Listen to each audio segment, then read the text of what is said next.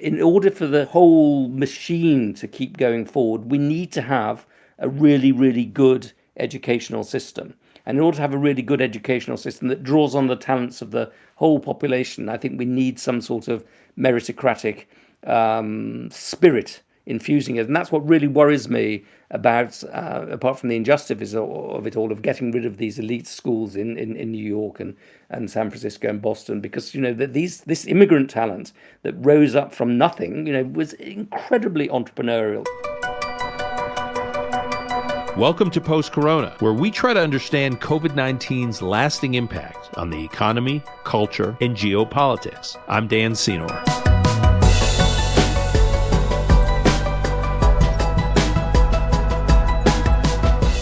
During the pandemic, standardized tests were suspended in an entire range of educational institutions for a number of reasons, not the least of which were concerns about congregating in person for long periods of time to take the tests. But now that the pandemic is winding down, will this change be temporary or permanent? Liberal arts colleges, technical institutes, historically black colleges and universities, and Ivy League schools, more than 600 of these institutions switched from a mandatory to optional test for the 2020 and 2021 application season. And many just flat out refused to accept a test at all in their application process. According to the editor-in-chief of the Princeton Review, quote, "That is a tectonic change for many schools." And according to Smithsonian Magazine, which has written extensively about this, open quote, "The pandemic sped up changes that were already afoot. Even before COVID, more than 1,000 colleges had made the tests optional. Many had been turned off by the way tests perpetuated socioeconomic disparities, limiting their ability to recruit a diverse freshman class." Close quote. Concerns about disparities in incomes. That's a key theme at the core of this massive shift, and it's been behind Mayor Bill DeBlasio's agenda in New York City. If you live in this city, you may have been following Mayor de Blasio's past efforts to eliminate the entrance exam for the city's 7 specialized high schools.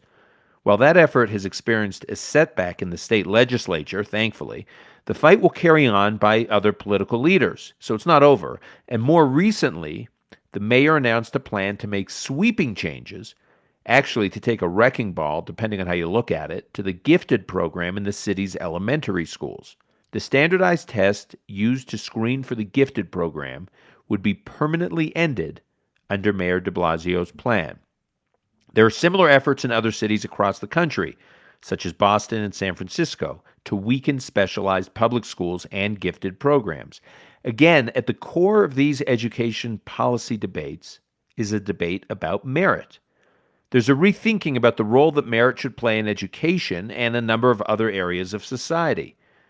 As this idea spreads, if the entire notion of meritocracy is under threat, we are in for profound changes. It's a subject that I've been interested in some time, and my friend Adrian Wooldridge has spent a lot of time thinking about. In fact, he wrote an entire book about it. We'll get to that in a moment. Adrian is a longtime journalist at The Economist, where he's a political editor and writes a column on British life and politics.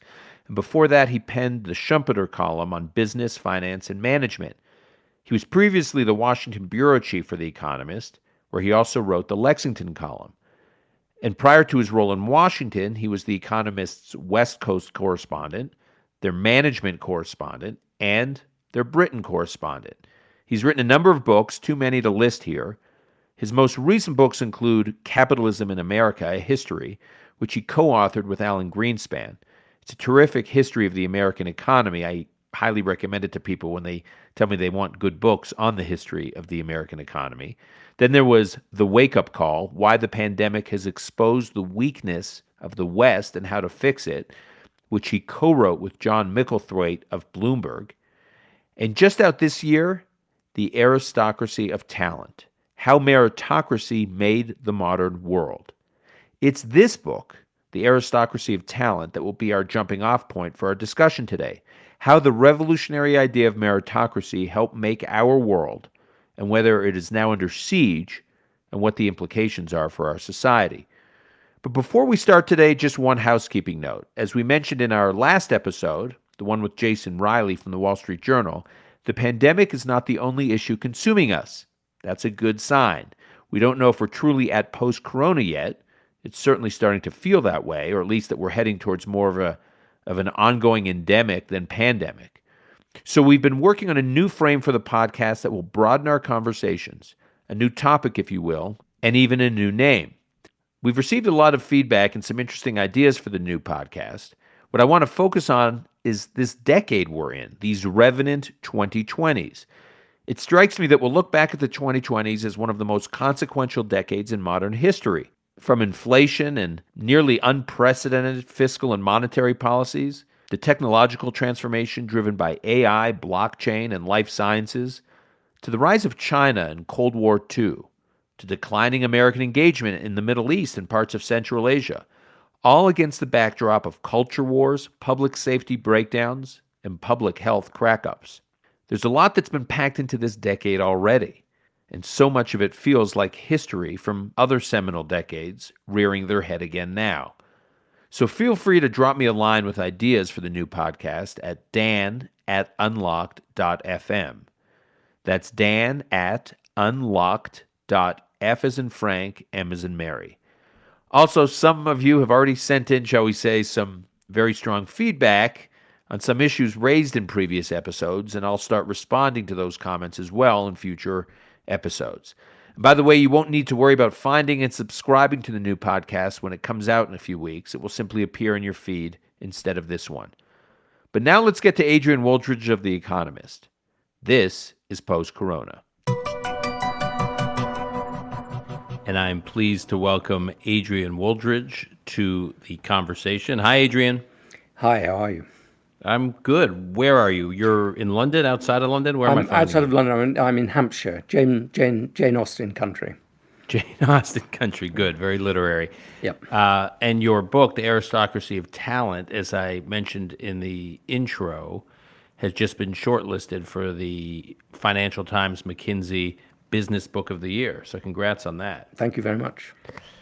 So let's talk about the book, because I think it's extremely timely. Not only does the FT and McKinsey think so, but I think so too. I think our listeners will too, because I think it touches on, like many issues we deal with on this podcast, it touches on an issue that wasn't really on anyone's radar, I don't think. It must have been on yours because you've been working on this book. But for most people, it hasn't been on people's radar. And then all of a sudden, it hits us and kind of walks right into like the zeitgeist of this time, where we're wrestling with some really big, complicated issues that are upending the status quo as we've known it. And I want to quote from your book where you write, "The surest sign that a country will be economically successful is not the health of its democracy, as some liberals like to think, or the leanness of its government, as some free marketers imagine, but its commitment to meritocracy." So that's what you write, that basically meritocracy is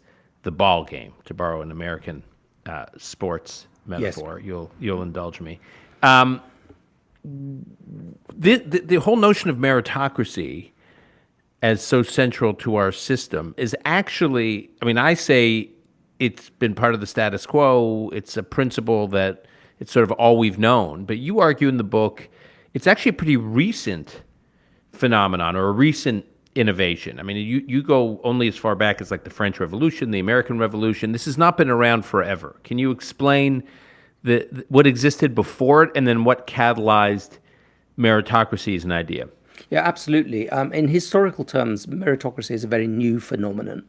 For most of human history, and indeed in many places now, society is not organized on the basis of merit, that is, judging people on the basis of their individual abilities and promoting them on that basis. It was organized on the basis of inheritance. You inherited your position in society. It was organized on the basis of family power, that ruling dynasties determined what was going on. And it was also organized on the basis of patronage, or indeed even buying or selling jobs. So most people were born into a position in society, not just kings who are obviously born into a position in society, but all the way down to the very bottom of society. And that was regarded as the natural way of the world, the way that things ought to be. So if you read, for example, in Shakespeare, in Troilus and Cressida, he says, "Untune that string," this string of inheritance, "and lo, what chaos follows." Everything falls apart if you start questioning the principle of inheritance. Also, the ruling bodies in society were really ruling families, starting, of course, with monarchs, but including all sorts of aristocratic families. Those families owned the land, which was the means of production, and they distributed everything on the basis of patronage. They owned essentially jobs, they owned the state, they owned their feudal domains, and they gave away patronage jobs to their retainers. And finally, a very peculiar thing here is jobs were essentially pieces of property. They could be given in patronage, but also they could be bought or sold. So there was quite a literal jobs market. Lots and lots of jobs were bought and sold. So there's no notion really that doing a job is connected with merit or efficiency or your capacity to do that job. They're like your furniture. You're given, you buy them, or so explain how that works. Them. How do you trade a job? How would that literally on the market? Practically? So many states, for example, France being the most preeminent here, but also England and indeed all the European states, had a flourishing job market. So the state, the king, would sell a job to the highest bidder. For example, a job in the civil service, or a job raising taxes. And that provided immediate money for the state, and for the buyer, it provided long-term income, or indeed the armies. Armies consisted of an officer class of people who bought their positions in the army, and of men who were their rank and file, who were press ganged into the army. So you would buy a commission, and you would pay yourself for that commission. It was an investment by keeping the rewards of war, the people that, the treasures that you conquered in war, which could be, of course, extraordinary fortunes. And this system, this world of this world of inheritance, you inherit your position, and that is the way that things ought to be, or patronage, or family dynastic power, or the purchase of jobs, is something that lasts for a very, very, very long time. So the buying and selling of commissions in the British Army is only got rid of in the 1870s. Buying and selling civil service jobs only really got rid of it roughly the same time. And still, even in the 20th century, there's a sort of suspicion of people who rise up the social system, who owe their position to their abilities rather than to their birth. So how did this change? What sparked the upending of this system? There are three great revolutions against this system, which really change everything. The first and the most important from your perspective, I would think, is the American Revolution. The War of Independence against Great Britain, which is really fought against this whole system of what they regard as patronage, corruption, and cronyism, and is fought in the name of giving people of ability their proper due.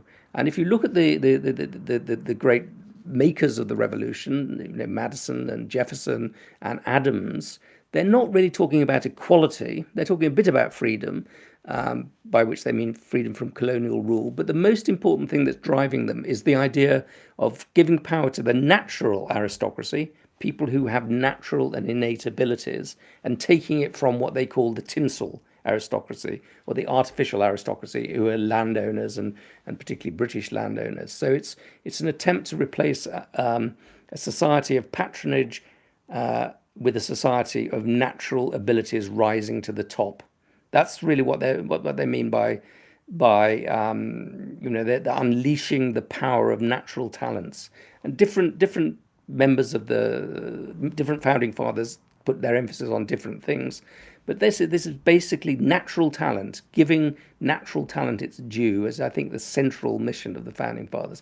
Now, the French Revolution also has very similar aims, but runs more out of control. It becomes more violent, certainly, and then has to be reined in by Napoleon. But again, Napoleon talks about every soldier having a general's baton in their knapsack, the career open to talent, and he wants to create a natural aristocracy through education, and selecting people on the battlefield or through education. So those are the two great revolutions which create the modern meritocratic society. Then the third revolution is in Britain, which, as you'd expect from the nature of British society, is much slower, much gentler, much less violent, certainly much less violent than the French Revolution, but is nevertheless a terribly radical revolution. It essentially replaces a society run by a landed oligarchy. It doesn't replace it, but it supplements it with a society run by an intellectual elite. And it does this through open examinations and abolishing patronage, sinecures, the purchase of offices and things like that.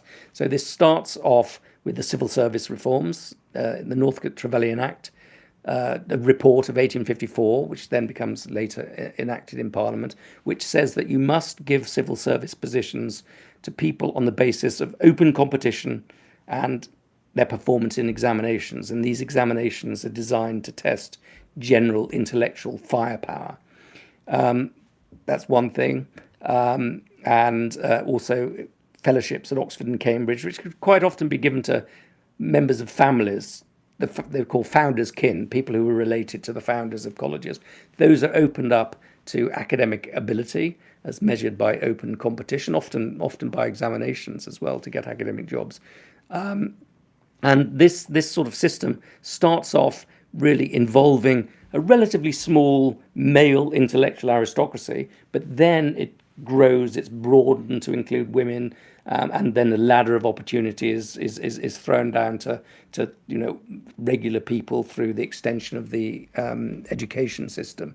So this is a fundamental break in the nature of the world. And one of the things I say in my book is that it's extraordinary that we have general histories of democracy, we have general histories of capitalism, but we don't have, I believe, until my book was written, any attempt to write a general history of meritocracy. And I think the reason for that is that we just take it for granted. It's such a fundamental break with the past. It's so much woven into the way that we think about the world that we can't conceive of a world in which ambition isn't rewarded, or a world in which you buy your job in the BBC or you buy your job at the New York Times or whatever, or that you have sinecures in which people aren't expected to work for the living. It became very rapidly built into people's fundamental way of looking at the world.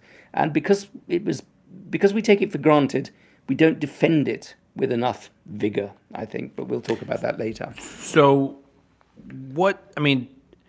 let's submit that there's no perfect meritocracy. It is inherently an imperfect system. But with those imperfections sort of laid out, which we'll get to, what do you think are the big benefits of a meritocracy? What has it done, at least for the West, over the last couple centuries? Well, the most obvious benefit of meritocracy, and the one that I think has the least possible philosophical objections, or arouses the fewest objections, is that it creates a much more efficient world, that it creates an economically dynamic world insofar as it's applied to economic productive areas of the economy, and it creates a much more efficient bureaucracy insofar as it's applied to bureaucracy. So you appoint people on the basis of their ability to do jobs rather than who they know, or what you base on basis of what they know rather than who they know, or how powerful their mental abilities are rather than just on the basis of their relationships with certain ruling families. That creates much more efficient bureaucracies. So to give the example of England, the English civil service, basically from the mid-19th century onwards, becomes much smaller, but it also becomes much more powerful. It becomes much more efficient. So we're spending less money on running the state. We're actually reducing the overall tax burden, but also the state is becoming much more efficient. It's creating essentially the infrastructure of a modern modern society, modern industrial society. So, and that's because you're not spending money on people to do nothing, or to be parasites. You're spending money on people to run things. In fact, we ran a massive empire with a very small civil service around the world, because these were very, very able people who very cunningly in various ways established imperial rule. When it comes to economic efficiency, I think if you look at all sorts of data, if you look at the relative performance of public companies, publicly traded companies, as against family-owned companies, public companies are more efficient, they're more productive. If you look at countries which have meritocratic systems, they're much richer, more dynamic, and more prosperous than those that don't. So if you look at, say Singapore versus Pakistan, for example, Singapore which is a paragon of meritocracy, is a much more dynamic and prosperous society. Or if you look at countries like Sweden and compare them with southern European countries such as Greece and Italy, they are more prosperous and more dynamic, and they're growing at a faster rate. And I think that difference in terms of rate of growth is actually getting bigger than it used to be. So the economic benefits of meritocracy are growing now as we move towards a knowledge, an IT-dominated society. So directionally, I think you're right. In outside of the West, there's a move which we'll talk about certainly in China and elsewhere to move towards a merit-based society. But in the West, and specifically in the U.S., we're suddenly having a debate about meritocracy on the left and the right. On the left, it's all wrapped up in these debates around social justice and racial equity. And I'd like you to just spend a moment unpacking that, because what you're saying is that the movement towards meritocracy, the innovation, the invention of it, over the last several centuries, was a bottom-up movement. And here we are now with a progressive movement that seems to be challenging the centrality, the importance of having merit as central to our system. Okay, no, that's absolutely right. That meritocracy was essentially a radical movement, and it was essentially a bottom-up movement. It was driven by people who wanted to change the status quo, and it was driven by people who were essentially excluded from power. I talked about the intellectual aristocracy in the middle of the 19th century, people like Trevelyan and Macaulay, who were basically very critical of the landed elite. They wanted a transfer of power from the landed elite, who were fairly narrow, to people of intellectual ability. Then the idea is taken up by women, who say, why should men be judged by merit, but not women judged by merit? It's taken up by working class people who said, we want to be judged by the same standards, but give us the chance to go to school and things like that, and taken up by ethnic minorities as well. So somebody like W.B. Du Bois, this great intellectual, the first, I think, first African American to get a permanent job at Harvard. He talks about the talented tenth. He talks about this intellectual elite within the black population who demand to university places and that sort of thing. So it's a bottom-up movement. It's a radical movement, and it's a progressive movement. So if you look at progressive thinking in the late 19th and the 20th century, right the way up to the 1960s, it's something which is absolutely meritocratic. Merit is their key phrase, really. Judge us on our merits, create equality of opportunity, and you will then create a just society. Now, something very strange happens, or something very new happens in the 1960s, which is you get a revolt of the left against meritocracy on the basis of two sorts of sets of reasons. One is equality. They say that what meritocracy does is to create a different sort of inequality. Inequality of opportunity creates different results. And what we want is equality of results. That's what true leftism, progressivism, socialism means. So that current comes in. And also the notion of community. There's a very strong communitarian element in the left, which really becomes very powerful in the 1960s. And people are saying what meritocracy is individualistic. It judges people as individuals, but we should be judging people as collectivities, as members of ethnic groups, as members of preference groups, as working, the working class movement would be an old-fashioned example of that. So it's pitting individuals against each other. So this happens in the 60s. And it's reappeared now, or it never really disappeared, but it's reappeared in a very powerful form at the moment. The 1960s critique, with an even greater emphasis on racial injustice. And what people are saying is that meritocracy is basically propaganda for plutocrats. It's the propaganda for the winners of society. They're using it to justify their position at the top of society.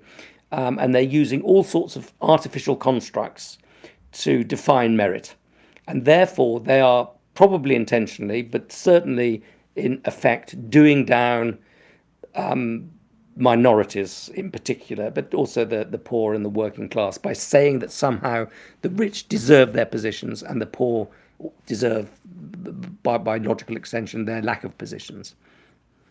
Ibrahim Kendi has written that standardized testing, which you write about, which is one of the keys to implementing a real merit-based system, are inherently racist. What does he mean by that, and how do you respond to it? Well, he means that the sort of measures that we use are systematically biased in favor of certain ways of thinking. You might call them Western ways of thinking or white ways of thinking, which means that people who belong to different to minority groups are prejudiced against. Their way of thinking, their way of reasoning is discounted. Now, I think this is a very profoundly worrying thing and misguided thing, partly because I think that ethnic groups don't have different ways of thinking, different ways of solving problems, but also because I think that the ability to game standardized tests, IQ tests or SAT tests, is limited to some extent. It's certainly true that by practicing you can improve your performance on a lot of standardized tests, and it's certainly true that richer people will make sure that their children have those advantages. They'll send them to tutors or give them courses or that sort of thing, or practice themselves. And so there's a degree of bias there, but I think there's an upper limit on the degree to which you can improve your children's performance. And I think that standardized tests, A, there's an upper limit, but B, that they're much less biased than other forms of testing. Like what? What are other forms of testing? Well, one would be essays, just your ability to write an essay, which has a lot of cultural capital embedded in it. Another would be the sort of thing that universities have introduced. So universities have introduced things called holistic assessment. You try and judge the person as a whole person rather than just on the basis of their performance. So based on interviews, essays, all grades of those things from absolutely secondary school. Absolutely. Or whether you can play the cello, or your personal statements, or personal statements, stories about what you did on your holidays and that sort of thing. Middle class people love that sort of thing, and upper middle class people love that sort of thing because they can game that system to an extraordinary degree. It's basically, and we've seen all sorts of data which indicates that the sort of people who make decisions to allow you into university can be easily persuaded by cultural signals that you're one of them. So I think that SATs aren't perfect, but they're less imperfect than all the other forms of measurement, and they're less culturally biased.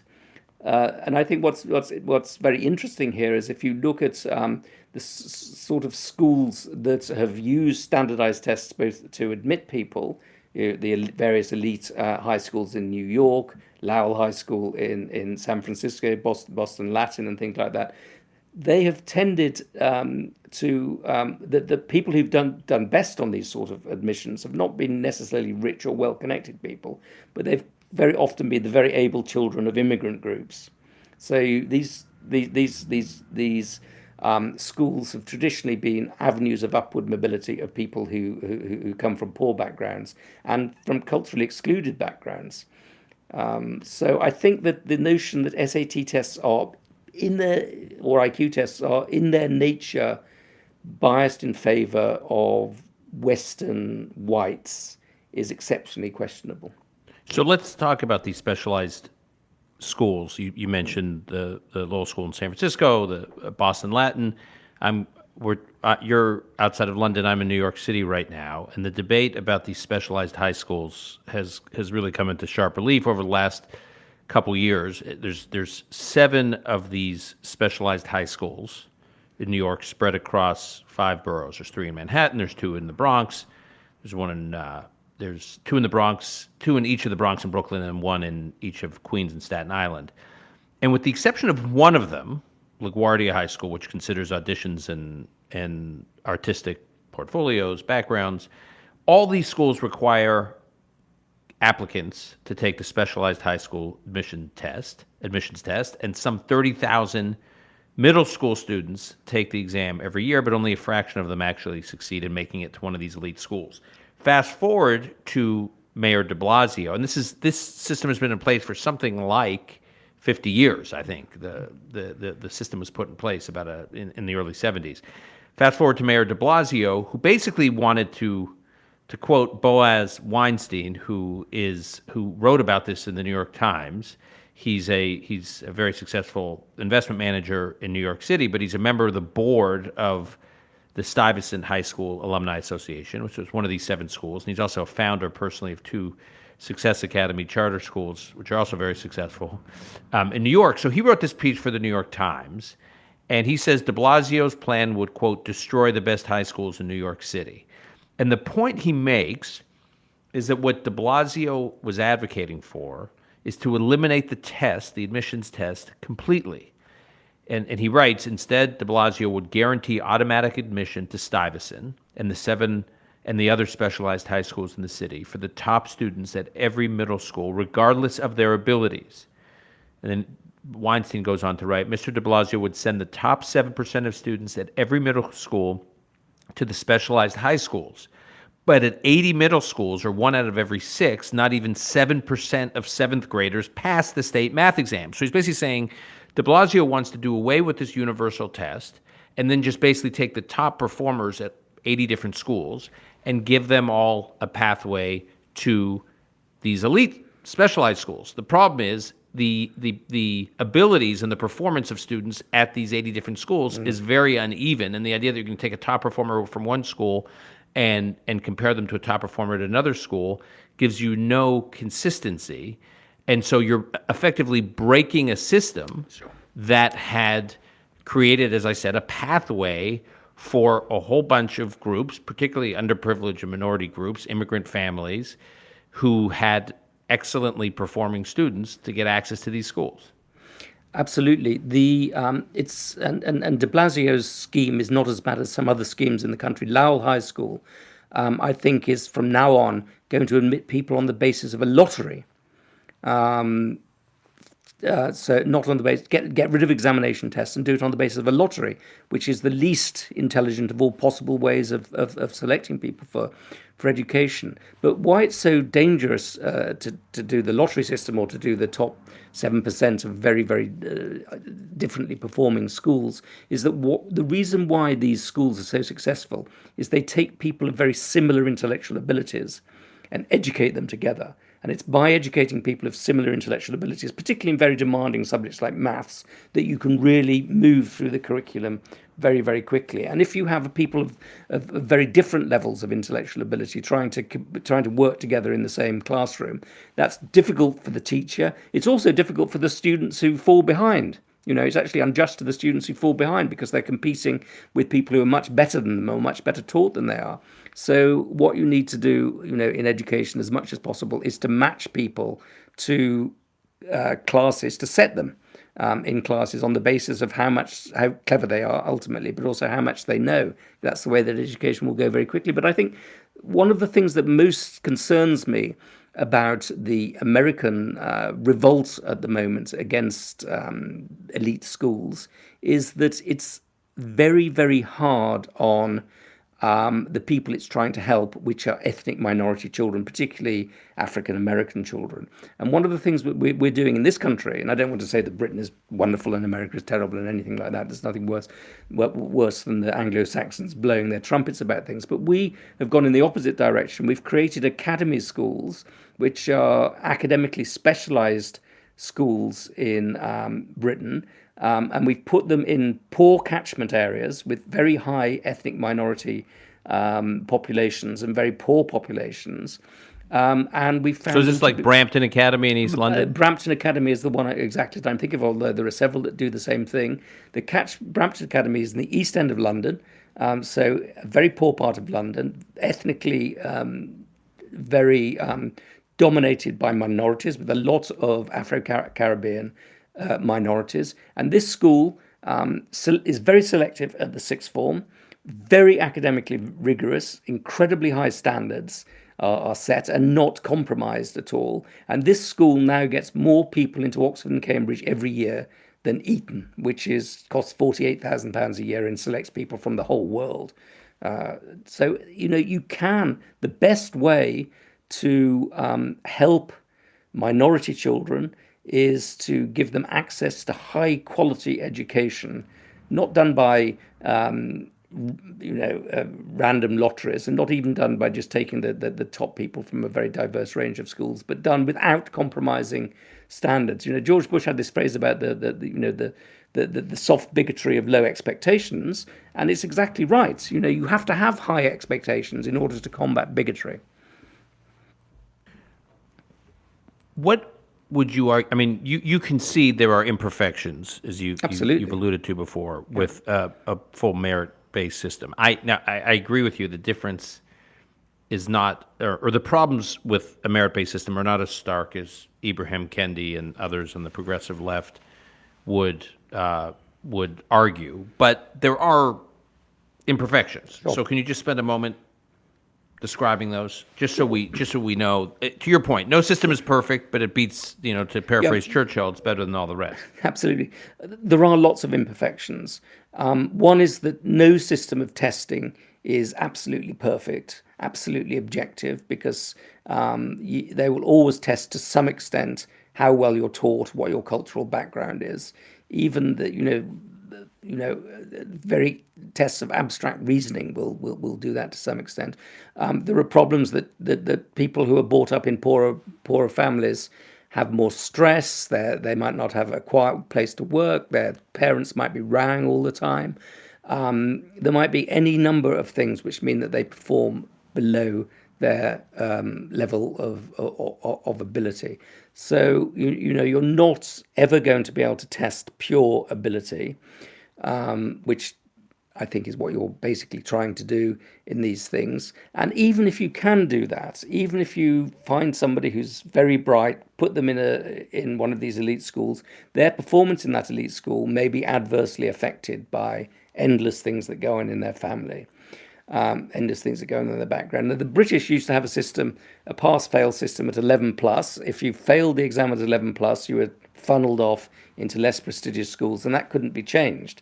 That was a terrible system. So any system that you need both needs to have a certain sensitivity built into it, but it also needs to be able to be corrected. That if you make the wrong decision, you ought to be constantly trying to correct that. But you also that decision ought to be appealable. People should be able to move from one school to another, one stream or another. So one of the criticisms is that once you stereotype a child in one way, they'll never get out of that stereotype. So you need constantly to be checking that. But yes, absolutely, there's no perfect system, and that's why some of the criticisms, have such moral and such power. The problem is, there are many problems, but I think that quite often when you do things that seem like nice alternatives, which is to measure the whole child rather than the child's examination performance, or which is to put off selection or differentiation as late as possible in people's lives, all of these things sound very welcoming and very wonderful. But I think that they actually open the door to new forms, more subtle forms of class prejudice or social prejudice. Let's talk about China. So you write about how China is moving aggressively in the direction of a merit-based system, which is surprising to hear for those of us who are, know China as a communist state that has experimented with some modicum of a free market economy from time to time, although less so now than it has since China, at any time since China entered the World Trade Organization. What's going on? How is China moving into a merit-based system, and why? Well, let me start off by saying that I talked about the great breakthrough from a society based on status, ascription, and lineage to one based on merit in the late 18th and early 19th centuries. But there's one big exception to this, and that is China. China created a merit-based system, an examination-based system, very, very early on in the early Middle Ages, and kept it going for a very long time. So China from, let's say, the 8th century right the way up till the beginning of the 20th century had a vast examination system, which tested people on their knowledge of the Confucian classics, but was also designed essentially to find clever people to put them in the administration. And this was a huge system which involved about 10% of the population in doing examinations, and which did promote people, did have a significant degree of social mobility based upon people's ability to do these very, very demanding examinations. So China enacted a meritocracy much earlier than the West. Now, it was a meritocracy which had all sorts of limitations. Primarily, it was focused entirely on the Confucian classics, and it didn't change. So when you got the development of science and technology and all of those good things, China didn't incorporate those into its examination system. So it was ossified, it was fossilized. So if you did an examination if you went into an examination in 1900 and you'd only read a textbook written in 1600, you'd do just as well. Nothing changed. That collapsed in the early 20th century completely, and then was followed by a series of revolutions, not least the Maoist revolution, which wanted to get rid of distinctions of merit, ability completely. It wanted, get rid of the experts, get rid of selection, get rid of differentiation. It was the ultimate sort of egalitarian, communitarian sort of frenzy, the Cultural Revolution. What's happening now is very, very intriguing, because what China is essentially doing is recreating this old Mandarin examination system, reaching deep into its sort of collective unconsciousness and recreating this system. But this time, it's not a system designed to select Confucian scholars. It's a system designed to select people in mathematics, science, technology, engineering in particular, in all the subjects that create the wealth of the modern world. And this is something that is getting faster and faster in pace. They're building universities, they're creating higher quality high schools, and they're basing selection to these universities on examinations. Incredible emphasis on performance in examinations, just as there was before the examination system collapsed. And also, they are putting in place a system of meritocracy within the administrative system as well. So you're promoting people on the basis of performance and on the basis of examinations. So mid-level civil servants will take examinations to get to the next level. Now, I want to qualify what I've just said in all sorts of ways, because I don't want to present an unrealistic portrait of modern China. There's massive corruption in the system. There's massive favoritism in the system. There's the soft corruption, which comes from parents being able to buy their children better educations by sending them to private schools. And there is a sort of replication of the Red Princes, of the people who dominate the Communist Party, also dominating this new Mandarin education system that they're creating. All of those things I would take into account. But nevertheless, I think we should address this possibility that China will become the new Singapore, that China is looking to Singapore as its model. And I think Singapore, for all sorts of reasons, is probably the most meritocratic society on earth. China is looking to Singapore as its model. It wants the state to become a sort of developmental state that's powerful and that drives economic progress. It wants to have a Mandarin elite of people who move between the public and the private sector and who measure themselves according to their performance and their talents. It wants to, the God that now presides, the intellectual God that now presides over China is not Mao Zedong, it's Lee Kuan Yew. And I think if that's right, and if you can squeeze out the corruption and the dynastification of China and move towards the Lee Kuan Yew vision of a meritocracy, if that happens at the same time that America is moving away from meritocracy towards group rights, resentment based on historical experiences of injustice and all of that sort of thing, China becomes a more dynamic society than the United States.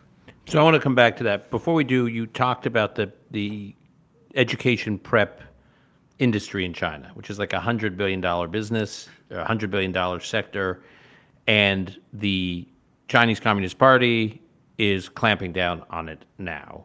And one of the reasons it's clamping down on it, it appears to be, is to sort of tap into a burgeoning populist revolt against the reality that the only people who can afford to pay for that special education prep are those with means, and it really does create classes and a haves and have-nots dynamic in China. So is China then, in that sense, wrestling with its own reaction to what some would argue would be the harshness of a merit-based system? Absolutely. The Chinese have some of the same worries that people in America do, that the system is just too selective and burdensome, but also that it's beginning to have a class characteristic, that people who succeed in meritocracy produce children who also succeed in meritocracy. So that's clearly their worry. I'm not completely convinced by these worries for several reasons. One is that if you have a big private tutoring system, the downside of that private tutoring system is, apart from all the strain of these poor children having to do all this sort of stuff, but the downside of it is that you get a tighter link between class and educational outcomes. But the positive side of this private tutoring system is, as a society, you're investing more money in education, and that you're using lots of different experimental methods to produce the best educational results. So if you look right across Asia, if you look at Japan, for example, they've got the same sort of private system. And if you look at PISA test performance, these Asian societies tend to cluster at the very top of these systems. So having a private schooling system, education system, supplementing a state education system, doesn't worry me intolerably. And the other thing is, I think that if you look at the elite Chinese universities, it's definitely the case that certain families, educated families or powerful political families, are getting their children into the top universities. That's definitely the case. But I think that those top universities are less exclusive in terms of class than America's top universities. I think I've seen figures suggesting that there are more children from the top 1% of the population in terms of wealth than the bottom 90% of the population in terms of wealth at Harvard. I think at the elite American universities, I've seen figures something 18 to 20% of people coming from manual or rural backgrounds. So, well, also at the elite colleges in the U.S., if you are the child of an Sure. alumni of the school Sure. or the child of faculty, your chances of getting in are far higher than someone comparative with you in terms of grades and performance Absolutely. and all the rest, but doesn't have those connections. So I would say the Chinese are worried about this, but I think they have less reason in some ways to be worried than the United States. But nevertheless, again, if you look back at their history, they had a history of popular revolts against the examination system, most dramatically with the Boxer Rebellion, which it's a weird rebellion, but it starts off by somebody who's repeatedly failed his examination results and is very embittered by failing the examination results. And the result of the Boxer Rebellion is the death of many, many millions of people. So, they understand resentment to some extent. You're bullish on autocratic meritocracies. My question is, how sustainable are they over time? From generation to generation, while they may start out the way you're describing what Lee Kuan Yew pulled off in Singapore and what is more or less sustained in Singapore, or some of which what we're seeing in China, or what China's aspiring to, the reality is over time, the sort of autocratic part of that equation becomes more dominant than the meritocratic part of that equation. I'm not sure that I agree that I'm bullish on autocratic meritocracies. I would say that I'm worried about autocratic meritocracies, and I think that for Democrats, worried about it meaning their ability to beat us, be competitive globally, and project power against the West. Being competitive globally, economically, and project power against us, because I think the thing that most drives economic growth is not democracy, but meritocracy. Democracy has all sorts of great merits, but I think democracy needs to harness meritocracy in order to be at its most successful. And I think once democracy rejects meritocracy, particularly if it rejects meritocracy at a time when autocracy is using meritocracy, then that's worrying. Meritocracy is a very powerful tool for creating efficient outcomes and creating economic growth. I agree that autocratic systems are not as self-correcting as democracies, and that is a worry. But I also think that if you have a meritocracy which systematically excludes meritocracy, which is a sort of which is gripped by a populist revolt against meritocracy, that creates all sorts of problems. It creates economic problems.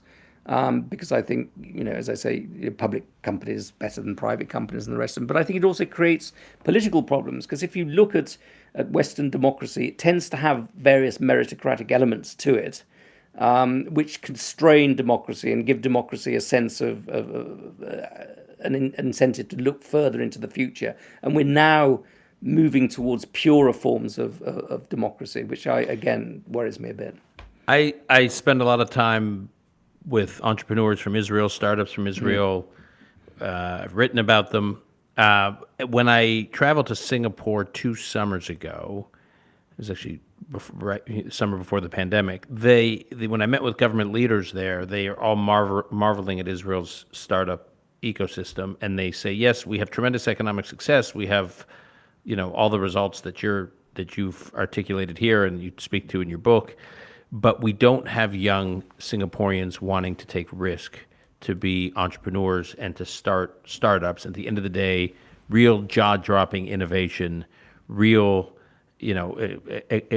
exponential improvements in productivity come from big innovations, tech-based innovations, which require entrepreneurs to take real risk. And Singaporeans are not trained to think that way, maybe because there's so much this intense merit-based system that the fear of failure is so real that the safest thing to do is just to work hard and do your best to get into the system, whatever the system may be, the government bureaucracy, the big corporation. But it's not rolling the dice and living with the reputational risk of failure, the stigma of failure. Yeah, I agree with that. I think that's right. I think if I was to say why, in the end, I think the West will win, so long as it doesn't completely get rid of meritocracy, I would say this adventurousness, this appetite for creative destruction, which involves, of course, destruction as well as creation, is its great benefit. But also, I think it's worth remembering that in order to reach the frontiers of knowledge these days, the areas where real step changes where new ideas can really flourish, you need to have you need to learn more. You need to. So most of the great productivity improvements in the modern world are done by people who have been very successful educationally, so successful educationally that they can drop out of Harvard before they finish their degrees. So the Zuckerbergs and the Gateses of this world are not like the Carnegies and the Rockefellers. They're people who have actually done extremely well within the educational system. And in order for the whole machine to keep going forward, we need to have a really, really good educational system. And in order to have a really good educational system that draws on the talents of the whole population, I think we need some sort of meritocratic spirit infusing it. And that's what really worries me about, apart from the injustice of it all, of getting rid of these elite schools in New York and San Francisco and Boston, because, this immigrant talent that rose up from nothing, was incredibly entrepreneurial in terms of its output. So yes, absolutely, we have to mix with meritocracy the entrepreneurial spirit, the startup culture that you've spent so much of your life writing about, but it does have to go along with really disciplined learning. Just staying on Israel as a model, the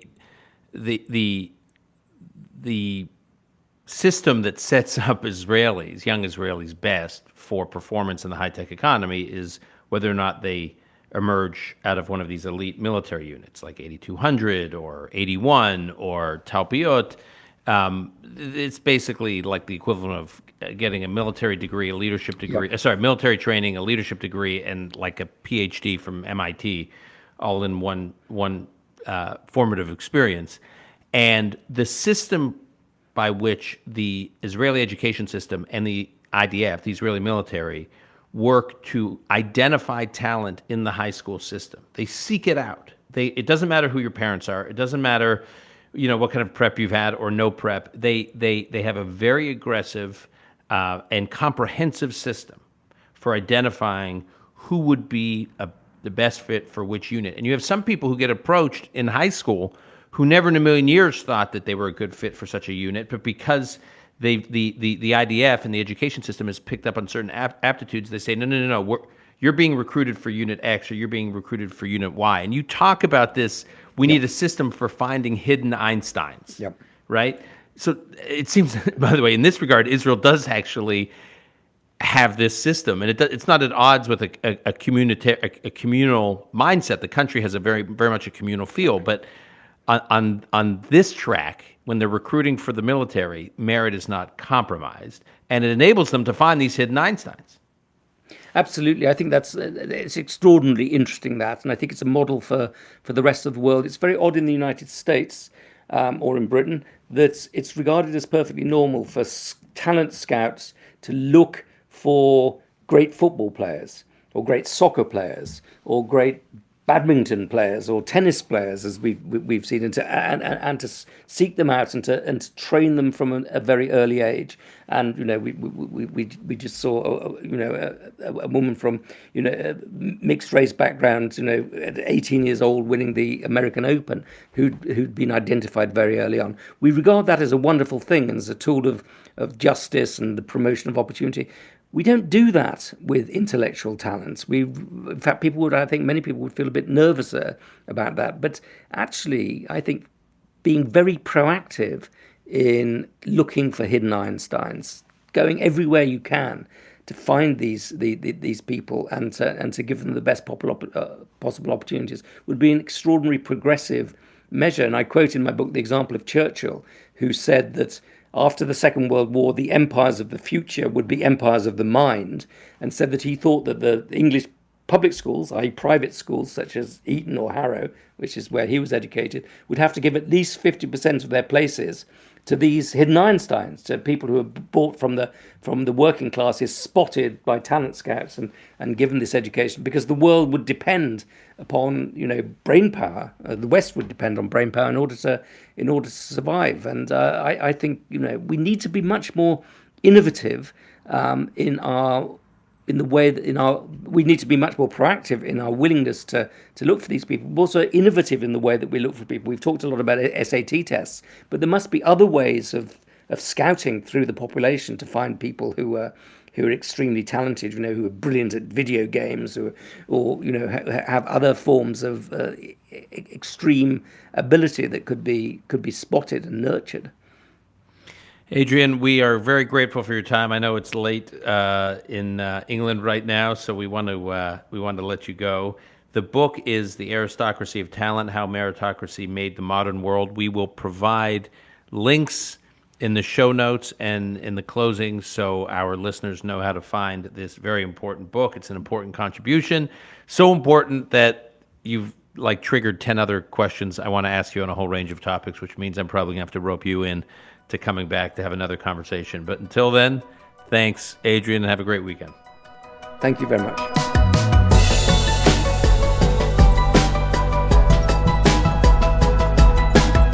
That's our show for today. If you want to follow the work of Adrian Wooldridge, you can find him on Twitter at @ADWooldridge. And of course, you can find him at The Economist, either the print copy or The Economist website. And you can find any of his books, including The Aristocracy of Talent, at barnesandnoble.com, or your favorite independent bookstore, or that other e-commerce site that I think they're calling Amazon. Post Corona is produced by Alon Benatar. Until next time, I'm your host, Dan Senor.